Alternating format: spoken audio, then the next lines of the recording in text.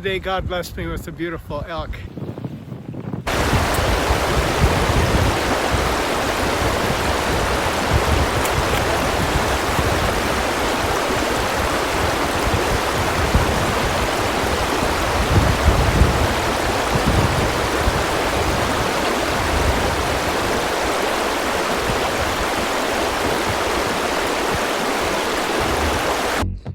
Really settled down on my 270 Weatherby ultralight Magnum.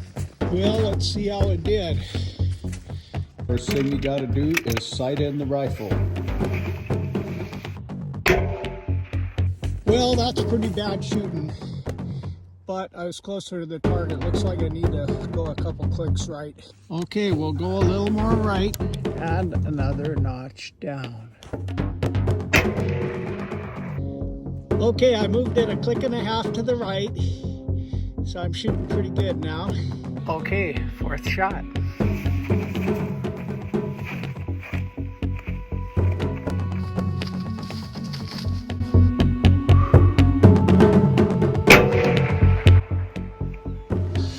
Jeez, I shouldn't have showed you that one. That's not what we want. There, I turned my scope up to 9 power.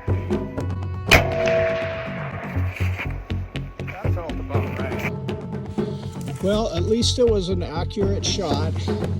You still got to go a hair right. Okay, that's looking better. I may have gone just a hair too much to the right. Okay, let's give her one more shot. Well, I'm about right on the left to right, and you want it about 1.5 inches high. I was a little higher than I should be, but that could have been me. So where I want to be shooting is about right there. So I'm pretty dang close. In some places, what kind of cars you have in your garage determine social status. With the bow, huh? With my bow. 50 yards running, huh? Yeah, he was trotting. Here in Montana, it's determined by what else you have in your garage. Your first bull with a bow? Yeah. So like a lot of Montana boys, I've spent many a moon chasing the wily Wapiti, driving hundreds of miles, hiking dozens of miles, setting paths with my GPS through country that is seldom hunted. And it's all been a blast. But this year, God kind of brought an elk my direction. The only problem, it was a really long shot. But in my hand here, you see my Weatherby Ultralight 270, and it can reach out and touch somebody, and an elk is a big target. So I was able to take this elk down, but it was across 2 branches of a river. So then the fun began.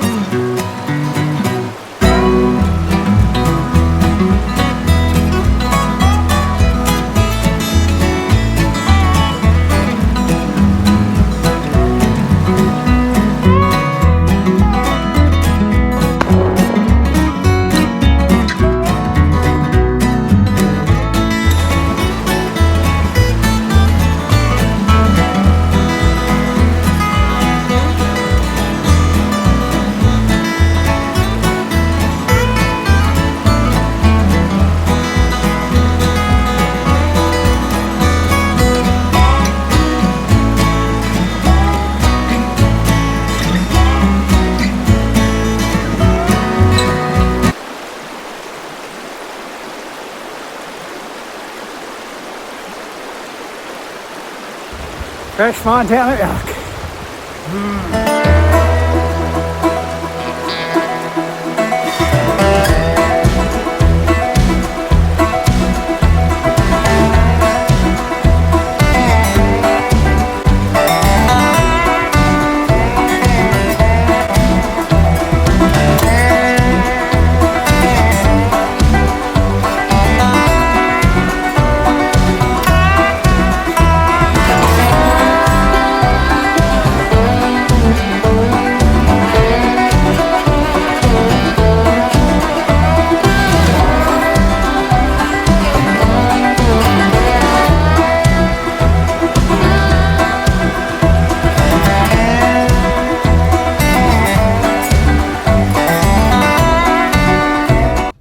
was between 14 and 20 degrees as I came across the river yesterday.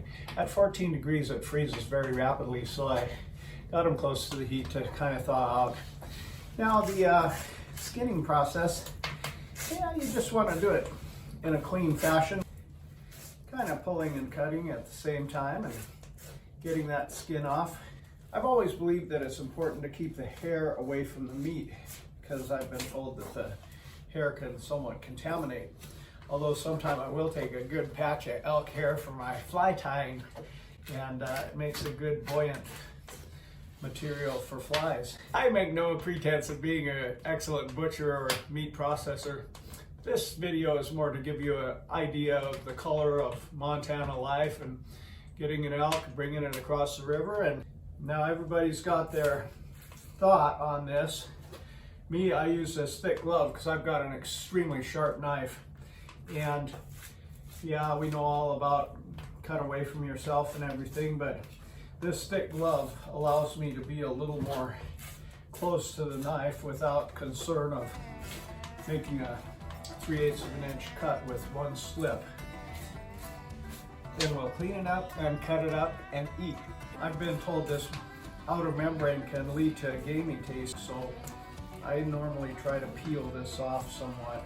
Now, rather than dull my $29 field saw I bought yesterday, I'm going to use my good old Sawzall to get this off.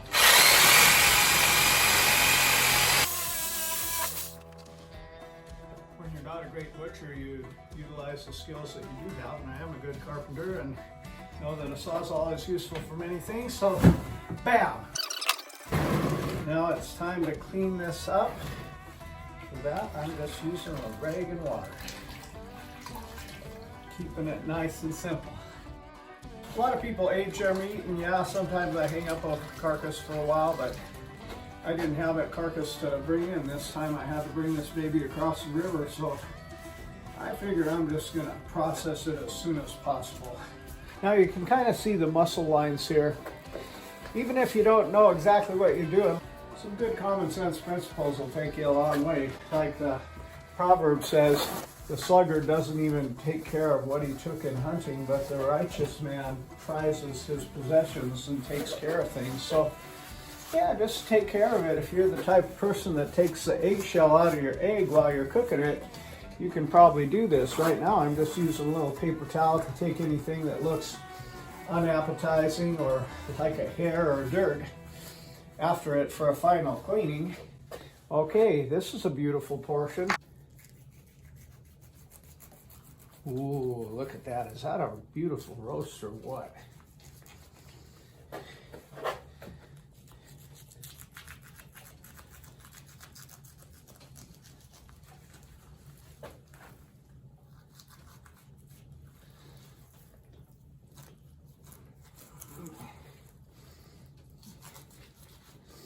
I know there's shows on YouTube that have professionals with professional knives slicing it like they've been doing it all their life, which they probably have, but this is maybe good for a guy that feels like maybe he can't even do it, but can watch another novice do it and maybe figure it out himself.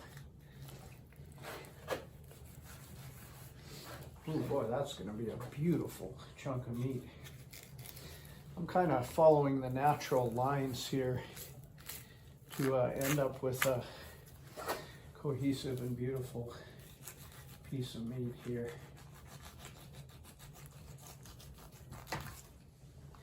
Oh, look at that baby. That is going to be a nice roast. If somebody's being paid $200 to debone your elk, do you think they're going to do a more thorough job, or you who's actually going to eat the meat? I mean, you guys